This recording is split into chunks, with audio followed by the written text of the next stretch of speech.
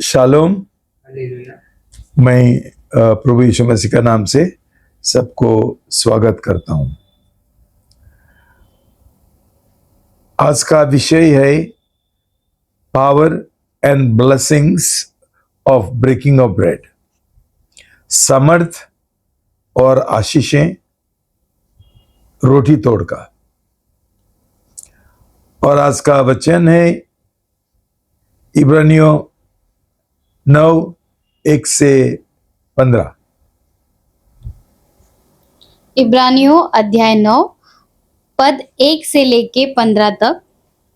परंतु जब मसीह आने वाली अच्छी अच्छी वस्तुओं का महायाजक होकर आया, तो उसने अब और भी बड़े और सिद्ध तंबू से होकर, जो हाथ का बनाया हुआ नहीं, अर्थात इस सृष्टि का नहीं, और बकरों और बछड़ों के लहू के द्वारा नहीं, पर अपने ही लहू के द्वारा एक ही बार पवित्र स्थान में प्रवेश किया और अनंत छुटकारा प्राप्त किया।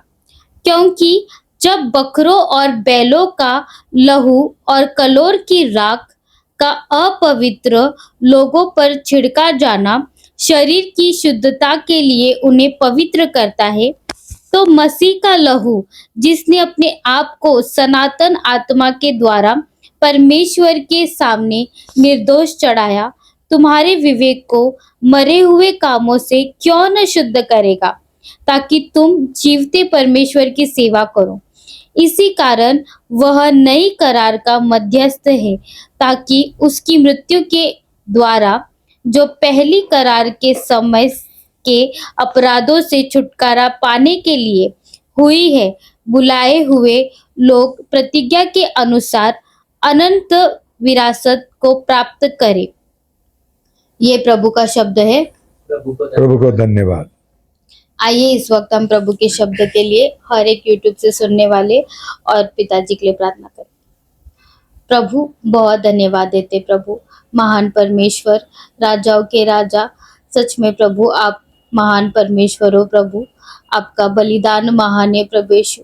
सच में प्रभु यीशु, हर एक जो प्रभु पुराना करार को रद्द करते हुए प्रभु, जो पुराना करार प्रभु जो कुछ समय का था प्रभु, उस प्रभु आपने प्रभु वो कायम स्वरूपी हर एक पाप से छुटकारा, हर एक बीमारी से छुटकारा प्रभु, हर एक उपाय प्रभु यीशु आपने हमारे लिए रखा है प्रभु। सच में प्रभु आज इस बारे में प्रभु गहराई से जानने के लिए प्रभु हमको दिल देना प्रभु यीशु। प्रभु हमारे अंदर आपका विश्वास डालना प्रभु, वो अब्राहम का विश्वास डालना प्रभु, कि हम अनदेखी चीजों पर विश्वास करें प्रभु। सच में प्रभु आज प्रभु आपका वचन हमारे हृदय को छुएगा प्रभु, इसलिए धन्यवाद। पिताजी को आपके हवाले करते प्रभु, पूरा अभिषेक से भरना प्रभु, और उनके द्वारा प्रभु आज आप हर एक यूट्यूब से बात करने वालों से बात करते हो प्रभु, हर एक यूट्यूब से जो सुनेंगे प्रभु यीशु, सच में प्रभु आज वो कार्य में भी लगाएंगे, ऐसा अनुग्रह आप देते प्रभु, इसीलिए धन्यवाद। ये प्रार्थना प्रभु आपके नाम से मांगते, आमीन। शालोम। हालेलुया। भाई बहनों, ये वचन के द्वारा हम एक चीज समझ सकते हैं कि हमारा परमेश्वर करार का परमेश्वर है, और एक करार का जो विषय है उसमें सबसे महत्वपूर्ण लहू है।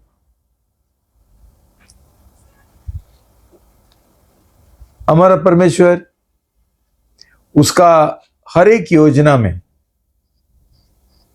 करार के द्वारा ही शुरुआत करता है, करार का बिना कुछ नहीं करते।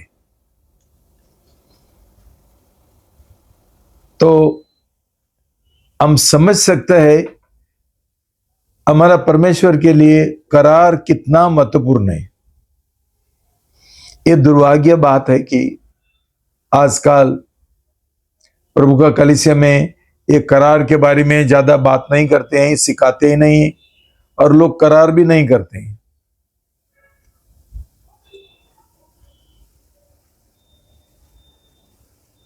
पुराना करार में और उसका पहले ही भी और नया करार में हमेशा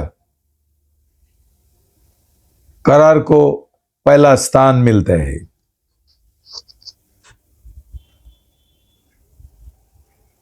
जब भी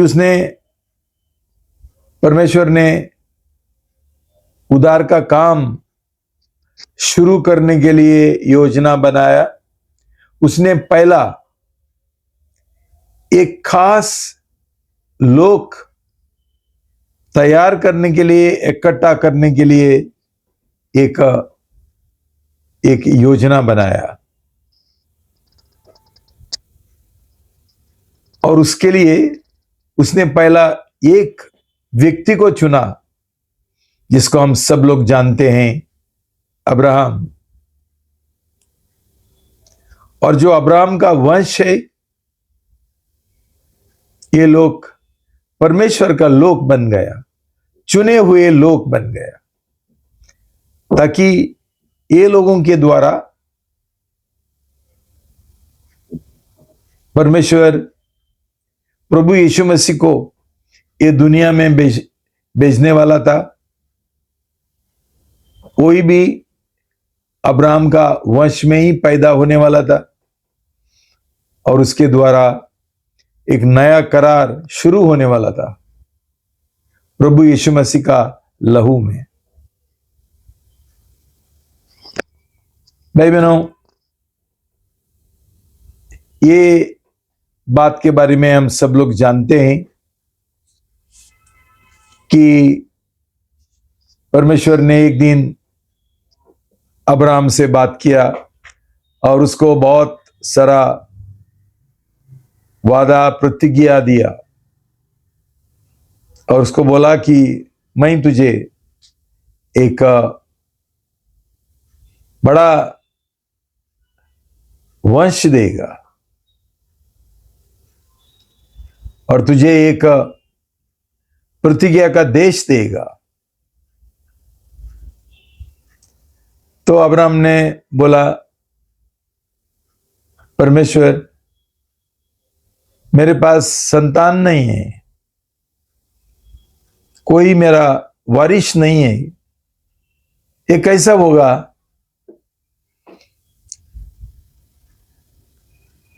उत्पत्ति 15:8।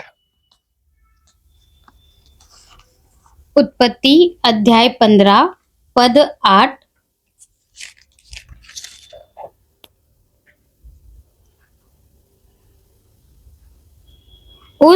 उसने कहा, हे प्रभु यहोवा, मैं कैसे जानूं कि मैं इसका वारिस होऊंगा? भाई बहनों, परमेश्वर ने उसको सीधा बोला, मैं तेरे साथ करार करूंगा। भाई बहनों, बहुत बार हमारा बीच में जब भी कोई एक लड़का लड़की को, एक लड़की लड़का को बोलता है, तू मेरे साथ शादी करेगा तो मैं ऐसा करूंगा, वैसा करूंगा, और ये बोलता है मैं ये मेरा लहू में लिखने के लिए तैयार हूं, वैसा परमेश्वर ने बोला कि मैं जो तुझे वादा कर रहा हूं वो सही है, और मैं विश्वासयोगी परमेश्वर हूं, तो मैं एक लहू में तेरे साथ करार करेगा। और परमेश्वर ने ऐसा करार किया अब्राहम के साथ, और उसका वंश के साथ। भाई बहनों, करार समझने के लिए हमको थोड़ा हमारा संसारी जो शादी है वो समझना चाहिए पड़ेगा। मसीह लोगों का बीच में जो शादी होता है वो एक करार है,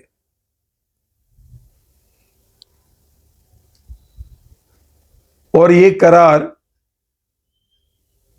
करार में 3 जान रहते हैं, पति, पत्नी और प्रभु यीशु मसीह। और ये करार कयाम है, हमेशा के लिए है। और उसमें विश्वास योग्यता का एक शपथ लेते हैं, वफादारी का एक शपथ लेते हैं प्रभु यीशु का लहू में। तो इसलिए ये शादी का करार कभी तोड़ नहीं सकता है, कोई तलाक नहीं दे सकते। सही मसीह ऐसा नहीं करते, गलत मसीह तलाक देते हैं क्यों? ये सही नहीं है, ये नामदारी मसीह है। तो भाई बहनों, ये संसारी शादी का करार के द्वारा हमको मालूम पड़ता है परमेश्वर कितना चाहता है कि हम उसके साथ शादी करें और ऐसा घनिष्ठ रिश्ता, विश्वास योग्यता हम उसके साथ रखें। परमेश्वर विश्वास योग्य है क्यों? उसने हमारे साथ करार किया, करार करता है और चाहता है कि हम भी उसके साथ ऐसा ही करार करें। पुराना करार में जानवरों का लहू से जानवरों को काट कर ये करार काटा जाता था, बनाया जाता था। लेकिन नया करार में परमेश्वर ने हमारे साथ करार करता है प्रभु यीशु मसीह का लहू से, जो उसने क्रूस के ऊपर उसका जो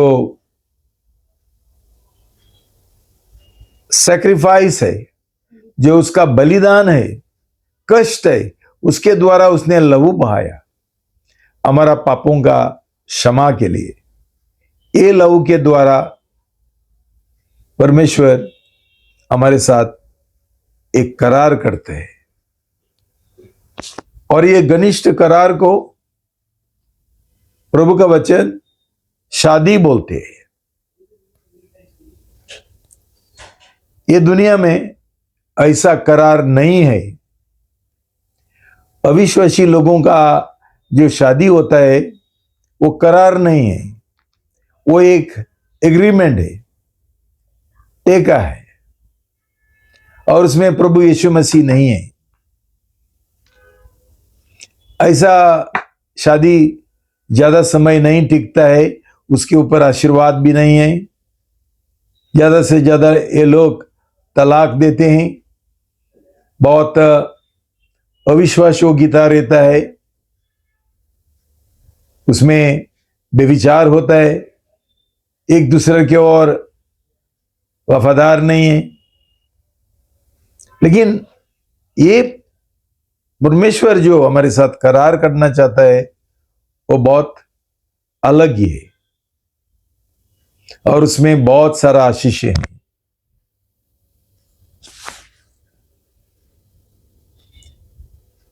ये जो एग्रीमेंट होता है, टेका होता है, वो हमेशा तात्पुरता रहता है। 11 महीना का, 2 साल का, 3 साल का, 5 साल का, और ये कानून के अनुसार करना पड़ता है, ना तो काम आगे नहीं बढ़ता है, बिजनेस का, वो कोई चीज का। तो इसमें ये फर्क है। तो भाई बहनों, ये नया करार में जो परमेश्वर ने हमारे साथ शादी करने के लिए ये एक तरीका बनाया, एक करार में महत्वपूर्ण बात, जैसा मैंने बोला है एक बलिदान। बलिदान लहू के साथ, कष्टों के साथ। इसलिए भजन संहिता 50 और पद 5 में लिखा है, भजन संहिता अध्याय 50 पद 5, मेरे भक्तों को मेरे पास इकट्ठा करो, जिन्होंने बलिदान चढ़ाकर मुझसे करार बांधी है। तो भाई बहनों, करार करने के लिए बलिदान का जरूरी है, और ये बलिदान कष्टों के द्वारा, लहू के द्वारा।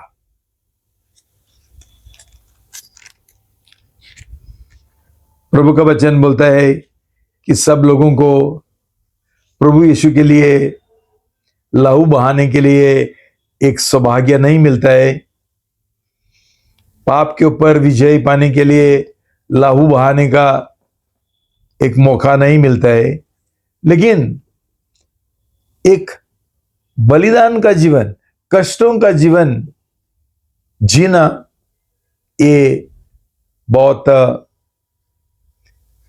महत्वपूर्ण है और कंपलसरी है, अनिवार्य है।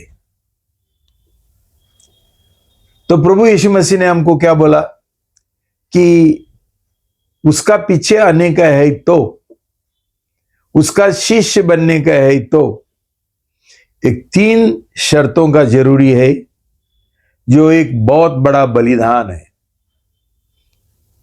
बहुत कष्ट है। तो भाई बहनों, प्रभु यीशु मसीह चाहता है कि हम ऐसा बलिदान के साथ करार करते हुए हम उसके साथ शादी करें और घनिष्ठ रिश्ता बनाए।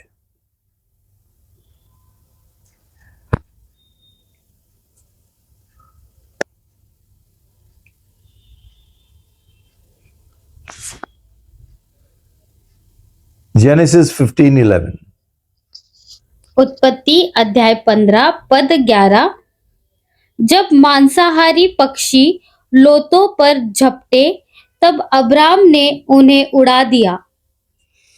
भाई बहनों, करार का जीवन जीने के लिए और उसमें विश्वास योगी रहने के लिए हमको बहुत कष्ट है। क्यों? ये जो बर्ड्स, पक्षियां जो आता है, वो दुष्ट आत्मा को और शैतान को दर्शाता है, जो हमेशा हमको कोशिश करता है करार तोड़ने के लिए। तो ये पक्षियों को भगाना, इसका मतलब है हम बलिदान करना पड़ता है, कष्ट उठाना पड़ता है, संघर्ष करना पड़ता है, और हर एक जो शैतान का परीक्षा है और हमला है, उसको सामना करना पड़ता है। कभी कभी सिर्फ बलिदान के साथ नहीं है, लहू बहाकर भी। तो भाई बहनों, दूसरी बात है कि करार लहू के द्वारा करने का है। ये लहू का महत्व क्या है और उसका मतलब क्या है, हम पढ़ेंगे लेविटिकस 17:11-14। लैव व्यवस्था अध्याय 17 पद 11 से लेकर 14 तक, क्योंकि शरीर का जीवन लहू में रहता है और उसको मैंने तुम लोगों को वेदी पर चढ़ाने के लिए दिया है कि तुम्हारे जीवन के लिए प्रायश्चित किया जाए, क्योंकि जीवन के कारण लहू ही से प्रायश्चित होता है। इस कारण मैं इज़राइलियों से कहता हूँ कि तुम में से कोई प्राणी लहू न खाए, और जो परदेशी तुम्हारे बीच रहता हो वह भी लहू कभी न खाए। इज़राइलियों में से या उनके बीच रहने वाले परदेशियों में से कोई मनुष्य क्यों न हो जो अहेर करके खाने के योग्य पशु या पक्षी को पकड़े वह उसके लहू को उंडेल कर धूलि से ढांप दे, क्योंकि शरीर का जीवन जो है वह उसका लहू ही है, जो उसके जीवन के साथ एक है। इसीलिए मैं इज़राइलियों से कहता हूँ कि किसी प्रकार के प्राणी के लहू को तुम न खाना, क्योंकि जब प्राणियों का जीवन उनका लहू ही है, जो कोई उसको खाए वह नष्ट किया जाएगा। शालोम। हालेलुया। भाई बहनों, प्रभु का वचन बोलता है जीवन लहू में है। इसलिए परमेश्वर मना करता है कि लहू बहाना मना है। पहला तो मनुष्य का खून करना पाप है, मना है।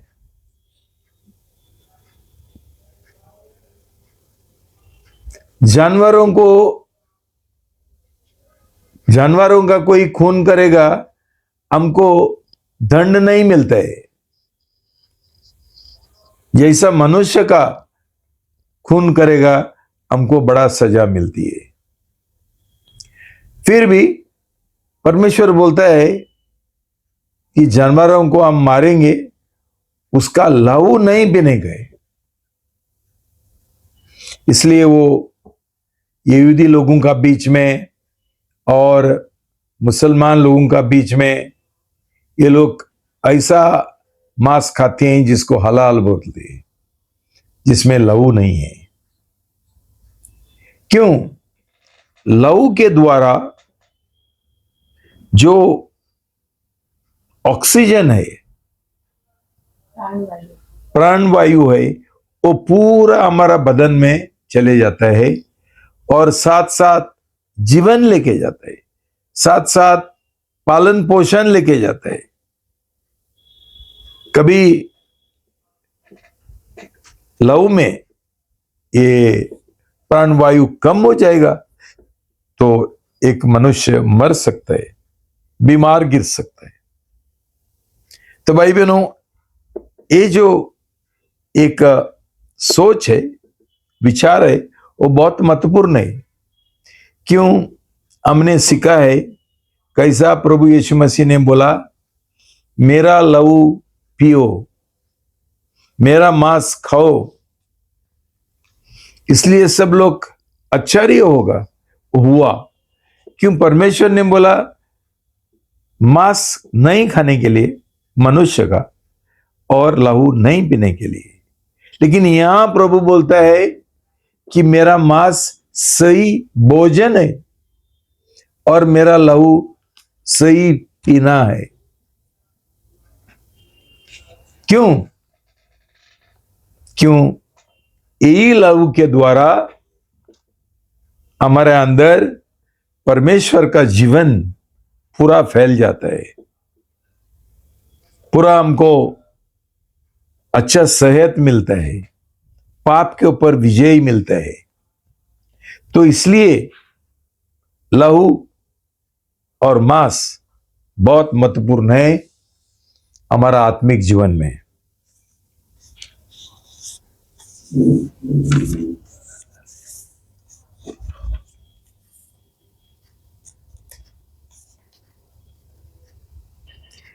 अभी हम पढ़ेंगे, सीखेंगे ये रोटी तोड़ के द्वारा, प्रभु भोजन के द्वारा क्या क्या शक्ति है और क्या क्या आशीष हमको मिलता है। हम पढ़ेंगे 1 कोरिन्थी 10, 1 Corinthians 10, 14 to 22। 1 कुरिन्थियों अध्याय 10 पद 14 से लेकर 22 तक। इस कारण हे मेरे प्रियो, मूर्ति पूजा से बचे रहो। मैं बुद्धिमान जानकर तुमसे कहता हूँ, जो मैं कहता हूँ उसे तुम परखो। वह धन्यवाद का कटोरा जिस पर हम धन्यवाद करते हैं, क्या मसीह के लहू की सहभागिता नहीं? वह रोटी जिसे हम तोड़ते हैं, क्या वह मसीह की देह की सहभागिता नहीं?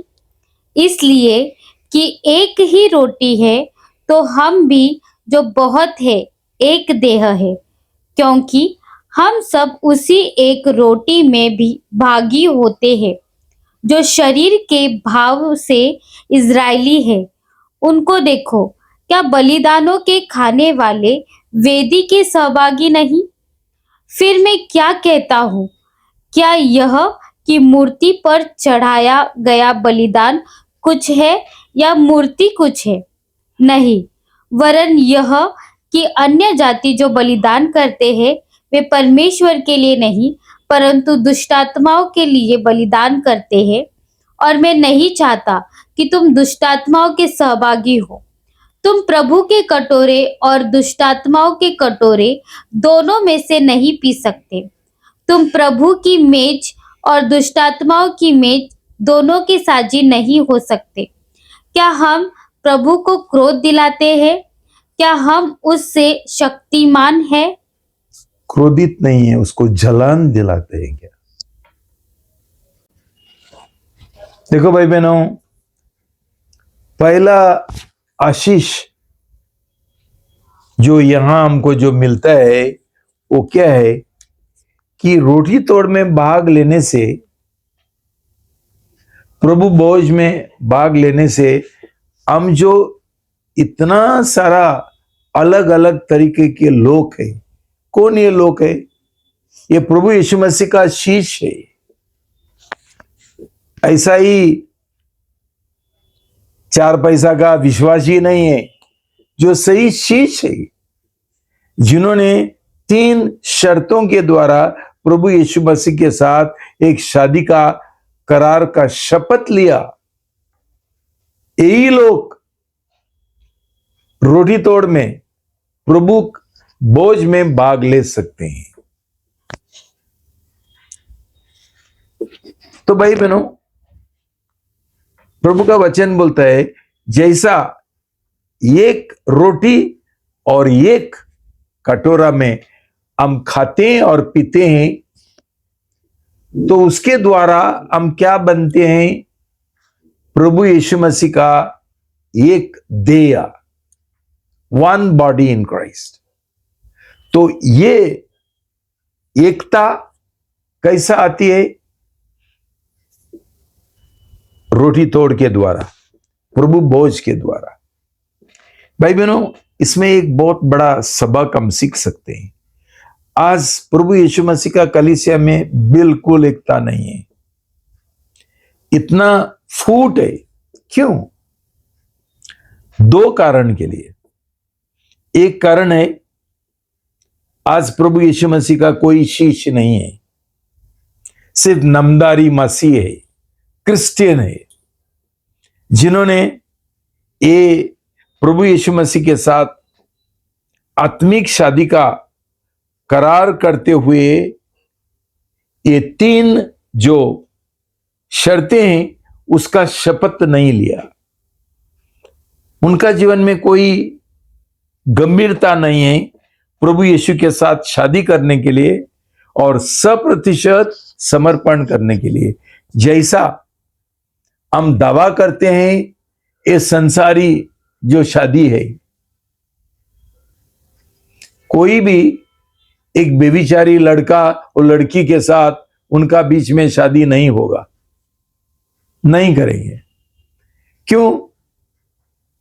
ये लड़का और लड़की चाहते हैं कि तू मेरा 100% प्रेम करे एक दूसरा का, और उनके अलावा दूसरा कोई नहीं है। भाई बहनों, ऐसा प्रभु यीशु मसीह का जो हमको रिश्ता रहता है शिष्य का और दुल्हन का, ऐसा नहीं होता है। क्यों? हम संसार का भी प्रेम करता है, ज्यादा करता है, 90%, 90%, और प्रभु का एक रीति रिवाज का, नामदारी का प्रेम 10%, वो भी दिमाग का विश्वास के साथ, दिल का विश्वास के साथ नहीं है। दिमाग का प्रेम के साथ और एक स्वार्थी प्रेम के साथ, निस्वार्थी प्रेम नहीं है, दिल का प्रेम नहीं है। भाई बहन, इसलिए क्या हुआ, इतना सारा फूट है कि कोई सही मसीह है ही नहीं, सही शीश है ही नहीं, सही दुल्हन नहीं है। क्यों?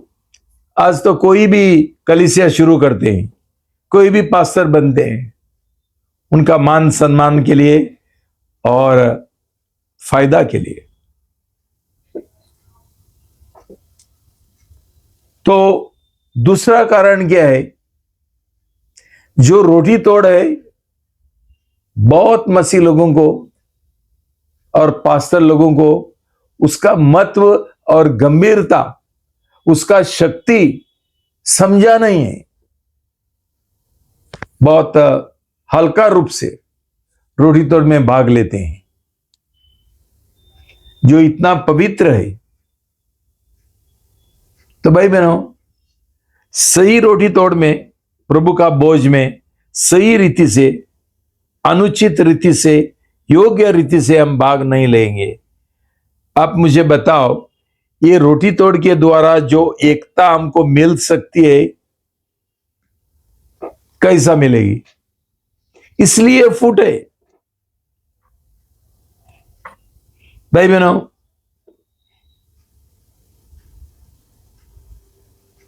पहला शादी में जो पहले मसीह लोग थे, कैसा जी रहे थे।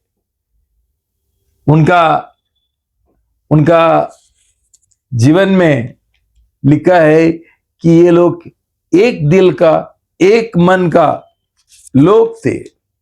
हम पढ़ेंगे एक्स 2:46।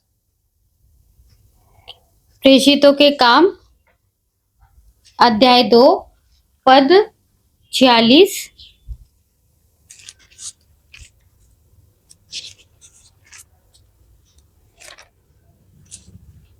पढ़ेंगे। वे प्रतिदिन एक मन होकर मंदिर में इकट्ठे होते थे और घर घर रोटी तोड़ते हुए आनंद और मन की सिधाई से भोजन किया करते थे। और एक वचन पढ़ेंगे एक्स 4:32-35। प्रेषितों के काम अध्याय 4 32 से लेकर 35 तक। विश्वास करने वालों की मंडली एक चित्त और एक मन की थी। यहाँ तक कि कोई भी अपनी संपत्ति अपनी नहीं कहता था, परंतु सब कुछ साझे में था। प्रेषित बड़ी सामर्थ्य से प्रभु यीशु के जी उठने की गवाही देते रहे और उन सब पर बड़ा अनुग्रह था। उनमें कोई भी दरिद्र न था, क्योंकि जिनके पास भूमि या घर थे, वे उनको बेच कर बिकी हुई वस्तुओं का दाम लाते और उसे प्रेषितों के पांवों पर रखते थे और जिसे आवश्यकता होती थी, उसके अनुसार हर एक को बांट दिया करते थे। शालोम। हालेलुया। पहला शादी में, पहला मसीह लोगों का बीच में ऐसा कोई फूट नहीं था। एक दिल, एक मन, एक प्रेम, एकता था। लेकिन शैतान ने आज सब लोगों को बहकवाया और ये सब गलत कलीसिया चालू हो गया और उनका सही नया जन्म नहीं होता है, इसलिए उनको पवित्र आत्मा नहीं मिलता है। ये रीत रिवाज का बपतिस्मा लेकर जिधर कोई पश्चाताप नहीं है, कोई विश्वास नहीं है, कोई प्रेम नहीं है, कैसा नया जन्म होगा? जिधर शादी नहीं है। भाई बहनों, हम पढ़ेंगे एजिकियल 36:26। यहजकेल अध्याय 36 पद 26। मैं तुमको नया दिल दूंगा और तुम्हारे भीतर नई आत्मा उत्पन्न करूंगा और तुम्हारी देह में से पत्थर का हृदय निकालकर तुमको मांस का हृदय दूंगा। शालोम। हालेलुया। तो भाई बहनों, जब भी हमारा नया जन्म नहीं होता है, हमारा अंदर एक पत्थर का दिल रहता है, पाप का दिल रहता है, जिसके अंदर सब पाप का लालसा, पाप का और एक ये क्या इच्छा रहता है।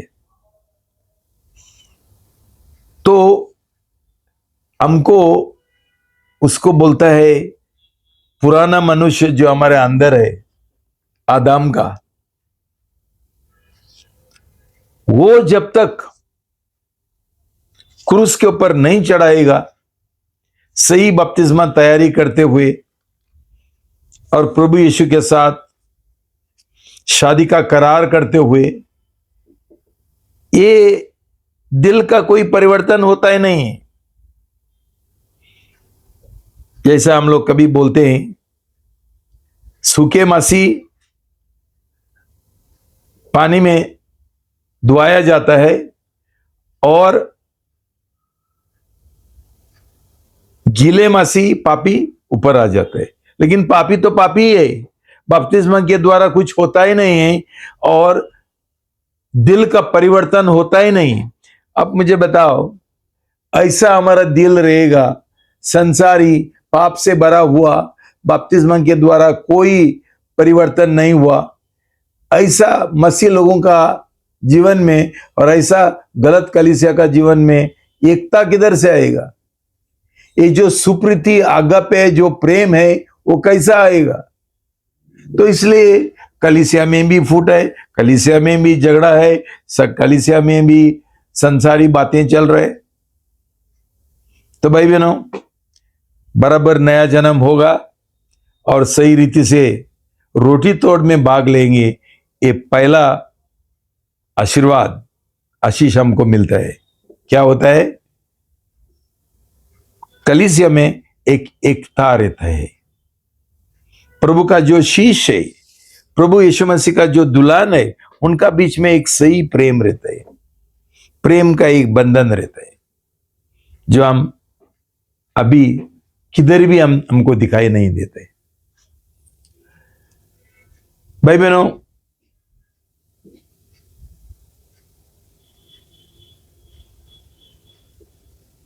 ये जो गहराई का एकता है, वो सिर्फ शारीरिक रिश्ता, वो कानूनी रिश्ता नहीं है। प्रभु का वचन उसको बोलता है एक गुडार्थ, रहस्य का रिश्ता, और उसके बारे में हम पढ़ सकते हैं एफिसी 5:28 से 32। इफिसियो अध्याय 5 पद 28 से लेकर 32 तक। इसी प्रकार उचित है कि पति अपनी अपनी पत्नी से अपनी देह के समान प्रेम रखे। जो अपनी पत्नी से प्रेम रखता है, वह अपने आप से प्रेम रखता है, क्योंकि किसी ने कभी अपने शरीर से नफरत नहीं रखा, वरन उसका पालन पोषण करता है, जैसा मसीह भी कलीसिया के साथ करता है, इसलिए कि हम उसकी देह के अंग है।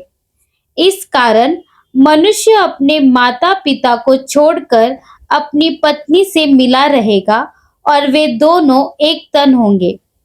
यह भेद तो बड़ा है, पर मैं यहाँ मसीह और कलीसिया के विषय में कहता हूँ। देखो भाई बहनों, ये समझना जरूरी है। मैं गहराई से नहीं जा सकता हूं, लेकिन इतना ही बोल सकता हूं कि प्रभु का वचन बोलता है कि जैसा संसारी शादी में पति और पत्नी में एक रिश्ता रहता है घनिष्ठ, वैसा प्रभु यीशु मसीह का रिश्ता है उसका कलीसिया के साथ, और उसको नाम दिया है ग्रेट मिस्ट्री, महान रहस्य, महान भेद, उसके साथ तुलना करता है। संसारी जो शादी है और प्रभु यीशु मसीह का कलीसिया के साथ शादी है। और कलीसिया कौन है? एरा गैरा लोग नहीं है, ऐसा ही 2 पैसा का मसीह नहीं है जो ऐसा ही बहुत हल्का रूप से बपतिस्मा लिया। नहीं, जो लोगों ने प्रभु यीशु के साथ शादी किया, और शादी हम जानते हैं कैसा होना चाहिए, 100% समर्पण। ये आज नहीं है। आज मसीह लोग संसार का प्रेम करते हैं, प्रभु का किधर करते हैं? प्रभु ने खुद बोला, ये लोग मुझे ओंटों से प्रेम कर रहे हैं, उनका दिल दूर है। भाई बहनों, ऐसा हमारा जीवन होगा तो सही जो प्रभु यीशु मसीह का शिष्य है, उसका दुल्हन है, उनका बीच में कितना आगापे सुप्रीति प्रेम रहेगा, और कितना ये लोगों का जीवन में एकता, एक दिल, एक मन होगा। तो भाई बहनों, हम अभी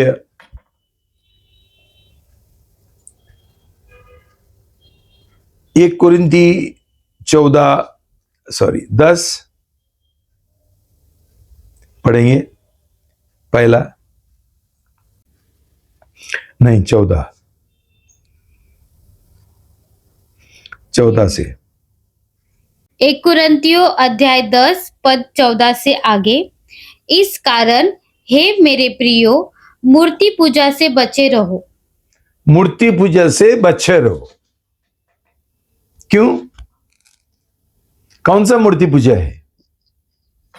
ये जो मूर्तियां हैं मट्टी का, उनसे बचा रहो, उनसे भाग जाओ। ये तो हम करते हैं, मूर्तियां सब फेंक देते हैं, लेकिन ये मूर्तियों का बात नहीं कर रहे। प्रभु का वचन यहां जो दिल का मूर्ति पूजा है। भाई बहनों, रोटी तोड़ में भाग लेने के लिए हमारा दिल में मूर्ति पूजा का पाप नहीं होना चाहिए। क्या है मूर्ति पूजा का पाप? कि हमारा जो संबंध है, रिश्ता है, वो संसार के साथ है और संसारी लोगों के साथ है। हमारा जो इच्छा है, लालसा है, ये संसारी है। इसलिए प्रभु का वचन क्या बोलता है? प्रभु बोलता है, मेरा शिष्य बनना है तो तुम मेरे से ज्यादा तुम्हारा परिवार का, मां बाप का, पति पत्नी का, बच्चों का प्रेम मत करो। ये नहीं है, फिर भी रोटी तोड़ में भाग लेंगे। प्रभु बोलता है, तुम्हारा स्वयं को तुम इनकार करो, मर जाओ, तुम्हारा स्वयं इच्छा को मर जाओ और परमेश्वर का इच्छा करो। ये आज कौन करने के लिए तैयार है? और तीसरा शर्त है, संसार को त्याग दो, संसारी बातों को त्याग दो, संसार का तरीका जो है उसको त्याग दो। कौन सा मसीह ने छोड़ दिया? ज्यादा से ज्यादा एक सफेद साड़ी पहनता है, उसमें कौन सा त्यागीकरण होता है? दिल में बहुत मूर्ति पूजा है, लेकिन बाहर सफेद साड़ी, कुछ मतलब नहीं है। वही झगड़ा, वही नफरत, वही स्वार्थीपन, वही पैसा का प्रेम, वही नौकरी का प्रेम, परिवार का प्रेम, वही है। कौन सा? सेपरेशन फ्रॉम द वर्ल्ड, संसार से अलग दे। कौन सा अलग दे? प्रभु का वचन बोलता है कि 2 मेज है। एक मेज है प्रभु का, रोटी तोड़ का, प्रभु भोज का, और दूसरा मेज है दुष्ट आत्माओं का, शैतान का। और जो लोग दुष्ट आत्माओं का मेज से भागीदार होते हैं, ये लोग प्रभु यीशु मसीह का मेज में सहभागिता नहीं रख सकते। मतलब क्या है? हम सोचते हैं कि हम सिर्फ प्रसाद नहीं गा सकते हैं, लेकिन भाई बहनों, प्रसाद शायद छोटी सी बात है जो प्रभु का वचन बोलता है ये लोगों ने दुष्ट आत्मा की ओर चढ़ाया, इसलिए हम नहीं खा सकते हैं। लेकिन जब भी हम संसार का प्रेम करते हैं, नौकरी का प्रेम करते हैं, नौकरी को पहला स्थान देते हैं, मेहमान को पहला स्थान देता है, पैसा को पहला स्थान देता है, ये क्या है? ये मूर्ति पूजा नहीं है तो क्या है? ये दुष्ट आत्माओं का मेज है, वो नहीं है। जो लोग ये मेज में सौभाग्य होता है, ये लोग रोटी तोड़ में कैसा भाग ले सकते हैं? प्रभु का वचन स्पष्ट बोलता है 2 कुरिन्ती 6:14 में। 2 कुरिन्ती अध्याय 6 पद 14, अविश्वासी के साथ असमान जुए में न जुतो, क्योंकि नीतिमत्वता और अनीतिमत्वता का क्या मेल जोल, या ज्योति और अंधकार की क्या संगति। बस हो गया। भाई बहनों, आप मुझे बताओ, जिधर तो कंपनी में तुम लोग काम करते हैं, ये लोग क्या विश्वासी है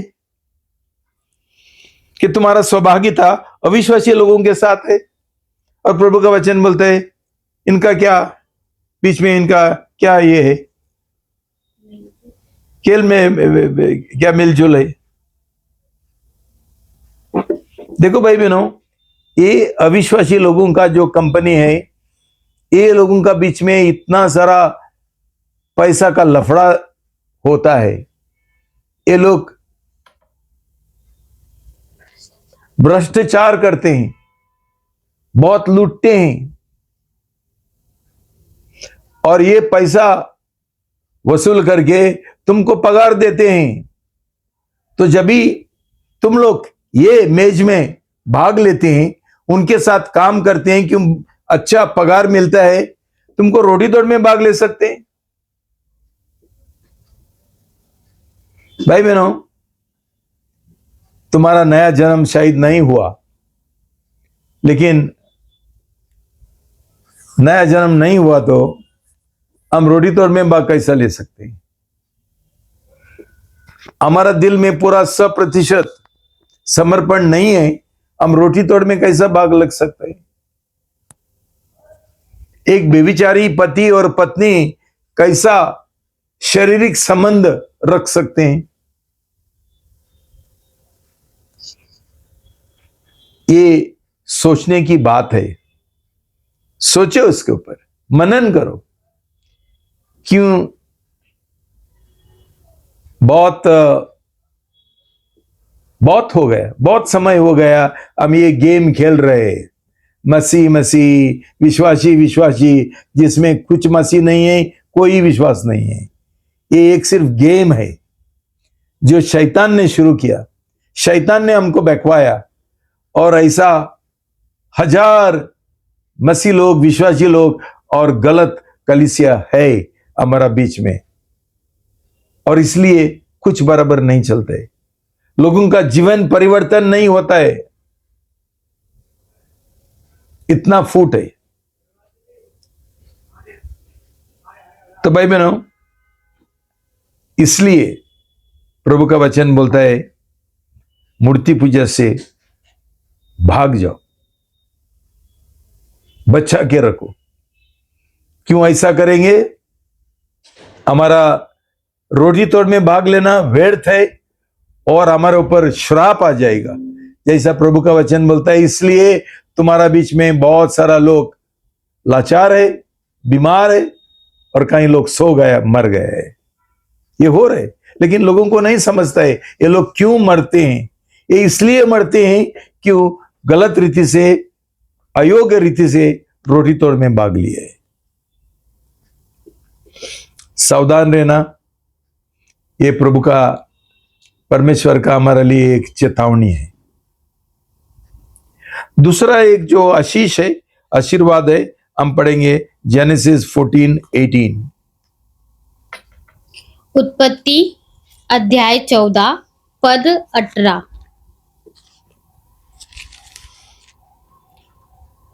पढ़ेंगे।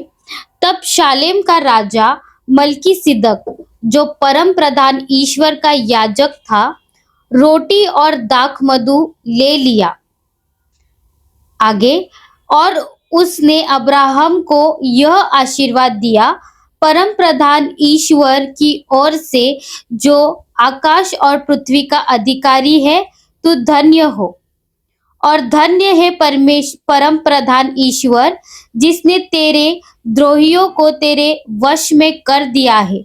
तब अब्राहम ने उसको सब वस्तुओं का दशमांश दिया। शालोम। वो जो याजक है उसका नाम है मेल्कीसेदेक, और वो है सलेम का राजा। सलेम का मतलब है शांति। सलेम और यरूशलेम एक ही है, तो वो शांति का राजा था, नीतिमत्व का राजा था, और सब लोग मान लेता है को ये मेल्कीसेदेक खुद प्रभु यीशु मसीह था। ये प्रभु यीशु मसीह का एक दर्शन था। क्यों? मेल्कीसेदेक कौन है उसके बारे में कुछ लिखा नहीं, उसका माँ बाप कौन है कुछ लिखा नहीं, वो कहां पैदा हुआ, कहां से आया, कुछ मालूम नहीं। तो भाई बहनों, ये याजक ने अब्राहम को रोटी और वाइन दिया। मतलब ये दोनों जन ने प्रभु भोज और रोटी तोड़ किया, और उसके द्वारा क्या हुआ? कौन सा आशीष मिला? अब्राहम के अंदर शांति आ गया। तो शांति ये एक महत्वपूर्ण आशीष है। जो लोग सही रीति से रोटी तोड़ में भाग लेता है, उनके अंदर शांति है। कौन सा शांति? प्रभु यीशु मसीह ने बोला, मैं तुमको शांति देने के लिए आया, लेकिन संसार देता है वैसा शांति नहीं है, मेरा शांति अलग है। तो भाई बहनों, शांति का मतलब क्या है? शांति एक ऐसा चीज है जिसके द्वारा हमारा पूरा देह के साथ एक संबंध है। शांति रहेगा तो हमारा देह में चंगाई रहता है और अच्छा सेहत रहता है। शांति नहीं है, किसी का जीवन में डिप्रेशन है, तो ये व्यक्ति हमेशा बीमार रहता है। और किसके पास जाता है? ये जो साइकियाट्रिस्ट है, साइकोथेरापिस्ट है, उनके पास जाता है। और ये लोग क्या करते हैं? सोने का गोली देते हैं। इसके द्वारा उनका ये मरीज का जीवन बर्बाद होता है। लेकिन सही इलाज यहां मिलता है, रोटी तोड़ में मिलता है। भाई बहनों, ये जो शांति है वो सिर्फ शारीरिक नहीं है, लेकिन आत्मिक है। देखो, डॉक्टर मान लेता है कि बहुत सारा जो रोग है वो साइकोसोमैटिक है। मतलब क्या है? ये मनोदैहिक रोग, मनोदैहिक रोग, मन और देह साथ में आता है। मन सही रहेगा तो हमारा देह सही रहता है, मन सही नहीं है तो देह बीमार गिरता है। तो सिर्फ देह का इलाज करके कुछ फायदा नहीं, मन का पहला इलाज करने का है। और मन में शांति कौन देता है? प्रभु यीशु मसीह देता है, उसका शिष्यों को, उसका दुल्हन को, जो रोटी तोड़ में भाग लेता है उचित रीति से। तो भाई बहनों, प्रभु का एक वचन है 3 यूहन्ना 1:2। 3 यूहन्ना अध्याय 1:2। हे प्रिय, मेरी यह प्रार्थना है कि जैसे तू आत्मिक उन्नति कर रहा है, वैसे ही तू सब बातों में उन्नति करे और भला चंगा रहे। ये आत्मिक नहीं है, ये प्राण है। आत्मा इंग्लिश में स्पिरिट है और प्राण इंग्लिश में सोल है।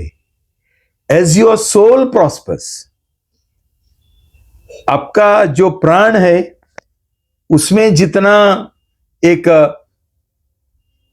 प्रोस्पेरिटी, समृद्धि आता है, उतना ही हिसाब से तुम्हारा देह में सेहत तुमको मिलेगा।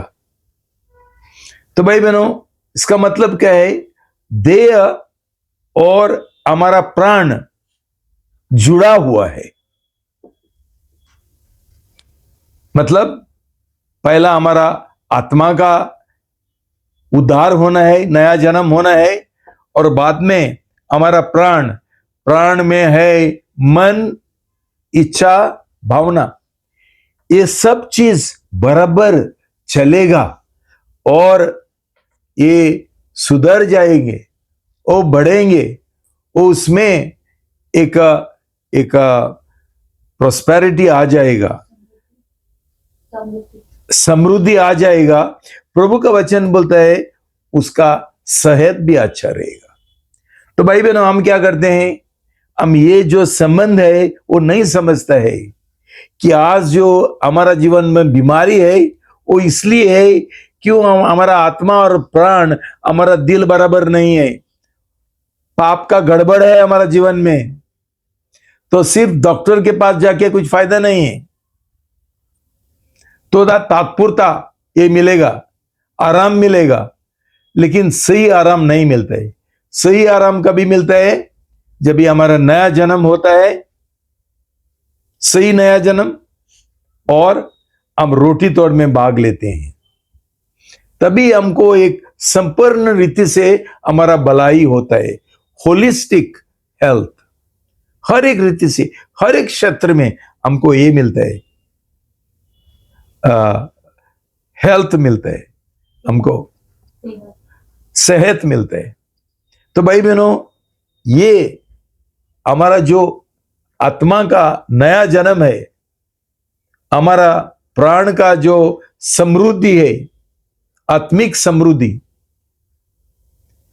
जितना वो उसका बढ़ोतरी हो जाएगा और वो एक हेल्दी रहेगा, सेहतमंद रहेगा, उतना हमारा देह भी सेहतमंद रहेगा। हम ये समझना चाहिए। तो तुरंत प्रार्थना करने के लिए मत आओ। पहला ये देखो तुम्हारा विश्वास किसके ऊपर है। तुम्हारा विश्वास ये गलत भगवानों के ऊपर है। हम प्रभु यीशु के साथ प्रार्थना नहीं कर सकते। हमको चंगाई चाहिए तो हमने पहला हमारा नया जन्म होना जरूरी है। प्रभु यीशु के ऊपर विश्वास करना जरूरी है और 100% समर्पण करना जरूरी है। तभी हमको बपतिस्मा के द्वारा हमारा नया जन्म होगा और हम रोटी तोड़ में भाग ले सकते हैं, और हमारा पूरा जो हमारा जो व्यक्तिपन है, आत्मा और प्राण और देह, पूरा सेहतमंद हो जाएगा। हमको सेहत मिल जाएगा। ये हम समझना जरूरी है। भाई बहनों, ये मैं तुमको क्यों सिखाता हूं कि बहुत लोगों को ये नहीं समझता है। सिर्फ दवाई करते हैं, लेकिन पाप का जीवन जी रहे हैं। तो दवाई खा के क्या चंगाई मिलेगी? हमारा आत्मिक जो भाग है उसका हम दुर्लक्ष्य करते हैं और सिर्फ डॉक्टर के ऊपर हम भरोसा करते हैं। डॉक्टर जो बोलेगा, जो प्रिस्क्रिप्शन दियागा, दवाई लिखेगा, वो हम खाते रहेंगे टैबलेट्स। मैं दवाई के विरुद्ध नहीं हूं और डॉक्टर लोगों के विरुद्ध भी नहीं हूं भाई बहनों, लेकिन सच्चाई ये है, ये काफी नहीं है। हमारा आत्मिक जीवन व्यवस्थित करना, पाप का जीवन छोड़ देना, प्रभु का वचन के अनुसार चलना, ये ज्यादा महत्वपूर्ण है। जैसे हम प्रभु का वचन का आज्ञा उल्लंघन करते हैं और सिर्फ दवाई लेते हैं, कुछ नहीं होने वाला है, ये समझ लो। देखो भाई बहनों, आंखें बंद करके हर एक दवाई, हर एक जो सिरप है पीने का, ये है, इंजेक्शन है, ऑपरेशन है, हम सब कुछ करते हैं। इतना विश्वास है हमको डॉक्टर के ऊपर। लेकिन भाई बहनों, प्रभु का वचन बोलता है कि रोटी तोड़ के द्वारा हमको चंगाई मिलती है, हमको अच्छा सेहत मिलता है। हम वो जो डॉक्टर है, डॉक्टर यीशु, डॉक्टर जीसस, उसके ऊपर हम विश्वास करने के लिए तैयार नहीं है। हम प्रभु यीशु मसीह का जो टैबलेट है, वो जीवित मांस है, यह आत्मिक मांस है, वो खाने के लिए तैयार नहीं है सही रीति से। और प्रभु यीशु मसीह का जो लहू है, वो पीने के लिए हमको इच्छा नहीं है। क्यों? प्रभु का वचन बोलता है, जब भी हम प्रभु यीशु मसीह का मांस खाएंगे और प्रभु यीशु मसीह का लहू पिएंगे, क्या होता है? प्रभु यीशु मसीह का जीवन और उसका सेहत, उसका चंगाई हमारे अंदर जाती है। देखो भाई बहनों, आज ये हमको कोई सिखाता ही नहीं। रोटी तोड़ सही रीति से कैसा लेना है, ये भी नहीं सिखाता है। ये रोटी तोड़ भी सही रीति से नहीं करते हैं, हल्का रूप से करते हैं, मजाक कर रहे हैं। उनका विश्वास गलत है। विश्वास नहीं करता है कि ये रोटी नहीं है, ये सही प्रभु यीशु मसीह का मांस है। ये सिर्फ वाइन नहीं है, ये प्रभु यीशु मसीह का लहू है। ये कुछ सिर्फ चिन्ह नहीं है, वहां रियल प्रेजेंस प्रभु यीशु मसीह का वास्तविक तौर से उसका उपस्थिति है। और उसके लिए जैसा हम ये खाएंगे और पिएंगे, हमको जीवन मिलता है, हमको सेहत मिलता है, हमको आनंद काल जीवन मिलता है, हमारा संपूर्ण भलाई होती है हर एक रीति से। ऐसा कौन जी रहे? पहला तो हमारा नया जन्म नहीं होता है, हम पहला शिष्य बनने के लिए तैयार नहीं। प्रभु ने बोला तुम शिष्य हो ही नहीं सकते। हम शिष्य नहीं हो सकता है तो हम हमारा जीवन का, हमारा प्राण का खेती बाड़ी करके हम आगे कैसा बढ़ेंगे? हमारा स्वभाव प्रभु यीशु मसीह का जैसा कैसा होगा? पाप के ऊपर हमको विजय कैसा मिलेगा? और हम प्रभु का दुल्हन कैसा बनेंगे?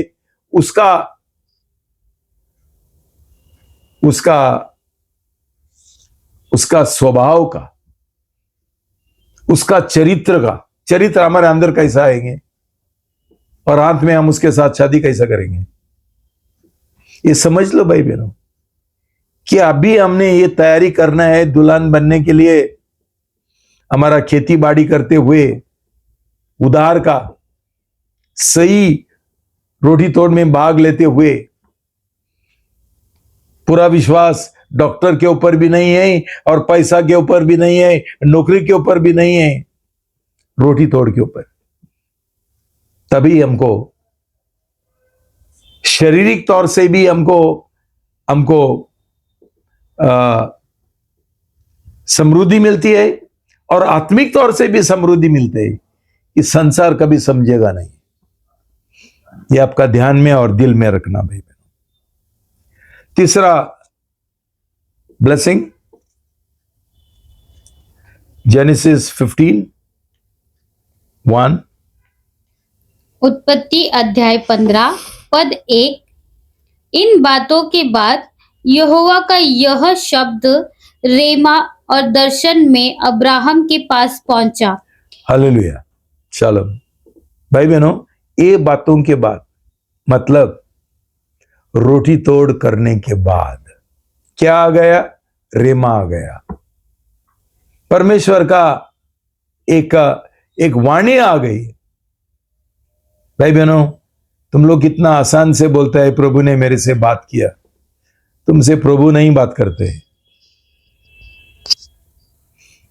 सही बात करने के लिए हमको रोटी तोड़ का जरूरी है। और क्या रेमा आ गया? आगे पढ़ो।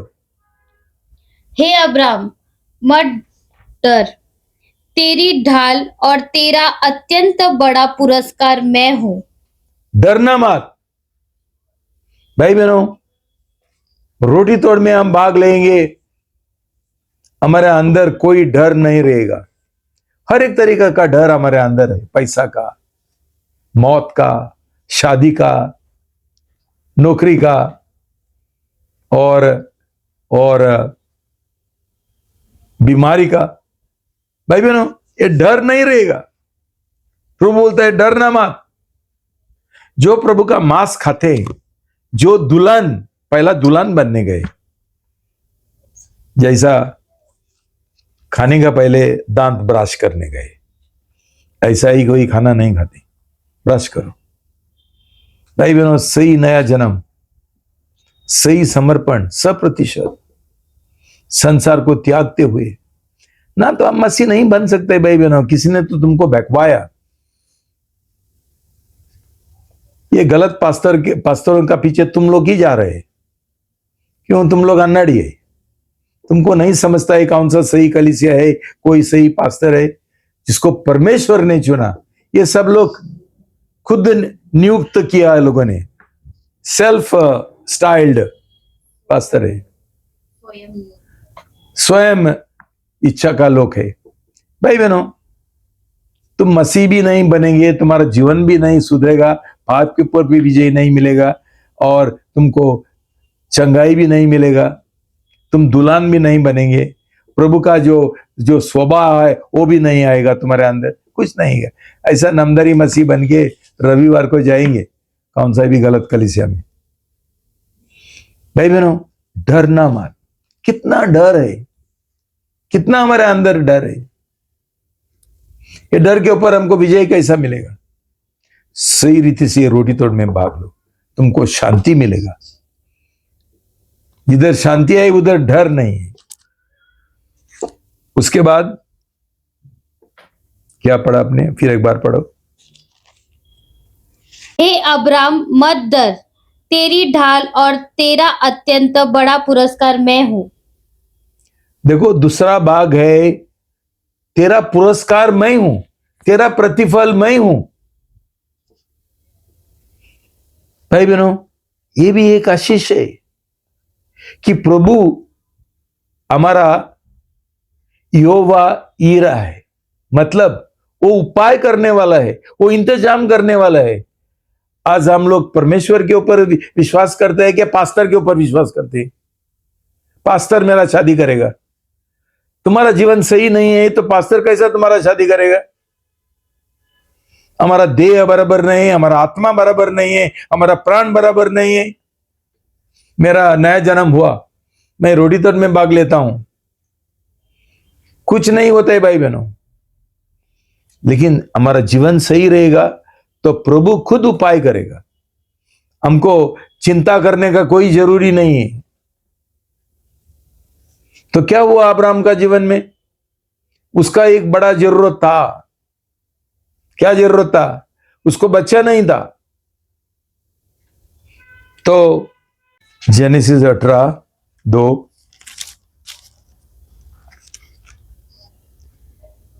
उत्पत्तियों अध्याय 18 पद 2।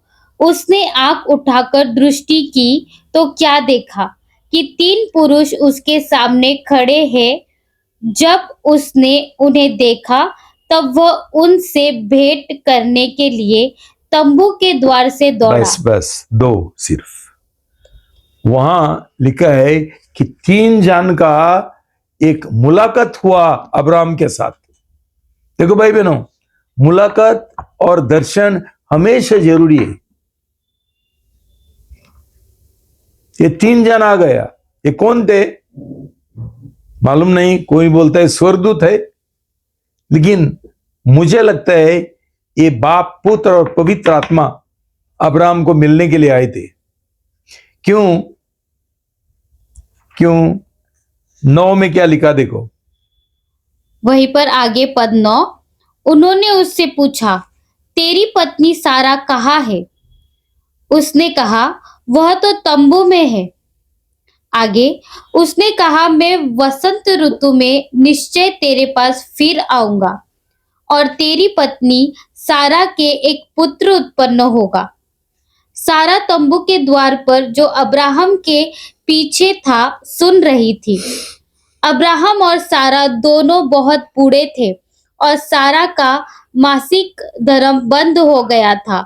इसलिए सारा मन में हंसकर कहने लगी, मैं तो बूढ़ी हूँ और मेरा पति भी बूढ़ा है, तो क्या मुझे यह सुख होगा? तब यहोवा ने अब्राहम से कहा, यहोवा ने कहा, 3 जन लोग आए थे, लेकिन अभी यहोवा बात करते हैं। क्यों? हम किस चीज के ऊपर विश्वास करते हैं कि 3 जन है, लेकिन परमेश्वर एक ही है। बाप, पुत्र, पवित्र आत्मा, ये 3 जन है, लेकिन परमेश्वर एक ही है, यहोवा। उसने बात किया, क्या बोला?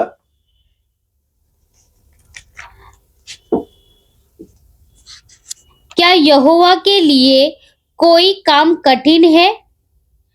नियत समय में अर्थात वसंत ऋतु में मैं तेरे पास फिर आऊंगा और सारा के पुत्र उत्पन्न होगा। भाई बहनों, आप सोचो, उसने रोटी तोड़ किया था मेलकीसेदेक के साथ, प्रभु यीशु के साथ करार किया सही मन से, और उसका प्रतिफल, पुरस्कार क्या हो गया? परमेश्वर ने उसको एक मुलाकात करते हुए ये वादा किया कि तुझे अगला साल एक तेरा खुद का बेटा पैदा हो जाएगा।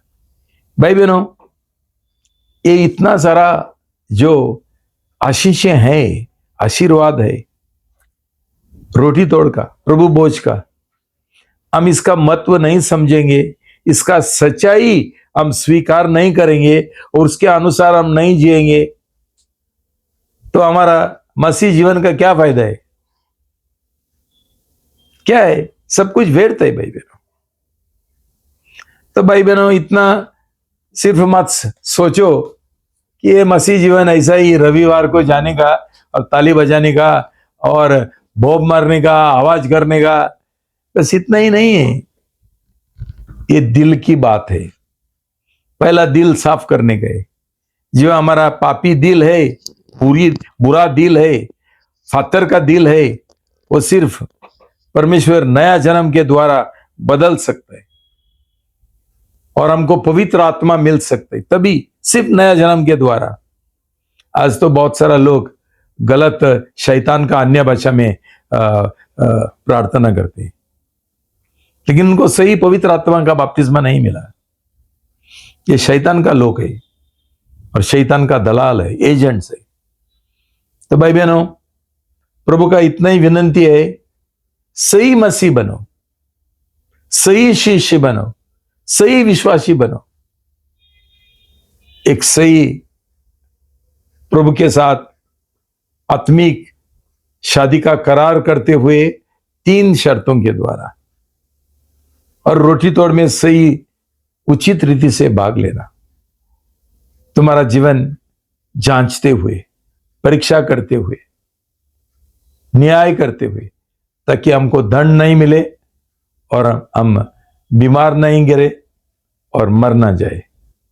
भाई बहनों, यही मेरी विनती है।